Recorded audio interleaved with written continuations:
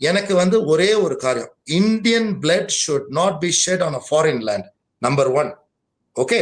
2வது, அவர்களை காப்பாற்றுவதற்கு அவர்களுடைய சட்டத்துல ஒரு வழிமுறை இருக்குது. ஷரியா லால அவர்கள் குடும்பத்தார் அவர்களை மன்னித்தார்கள் என்றால் அவர்கள் விடுதலை பெறலாம். சோ அப்படி இருக்கிற இப்ப இன்னைக்கு காலகட்டங்கள்ல கொலை செய்தவர்களுக்கு கூட இன்னைக்கு வாதாடுறதுக்கு வக்கீல்கள்லாம் இருக்கிறாங்க இல்லையா? அப்படிப்பட்ட ஒரு காலத்துல நம்ம இருக்கிறோம். Human life has more value to that. Of course நீங்க அப்படி பார்க்க போனா நம்ம பிரதர் தலாலுடைய லைஃப் ஹாஸ் மோர் வேல்யூ. ஒரு கொலை நடந்திருக்கிறது, அந்த வேலை மதிக்க முடியாத ஒரு ரத்தம் சிந்தப்பட்டிருக்கிறது, நல்லா புரிஞ்சுக்கணும். ஆனா சிந்தப்பட்டிருக்கிற நேரத்திலும் மன்னிப்பு கொடுக்கறது அவங்கதான், அவங்கள்ட்ட தான் நம்ம மன்னிப்பு கேட்கணும். சோ அப்ப அவங்க அந்த மன்னிப்பை கொடுத்தார்கள் என்றால் இன்னொரு ரத்தம் சிந்தப்படாமல் நாம் காப்பாற்றப்பட முடியும். புரிஞ்சுக்கிட்டீங்களா உங்களுக்கு?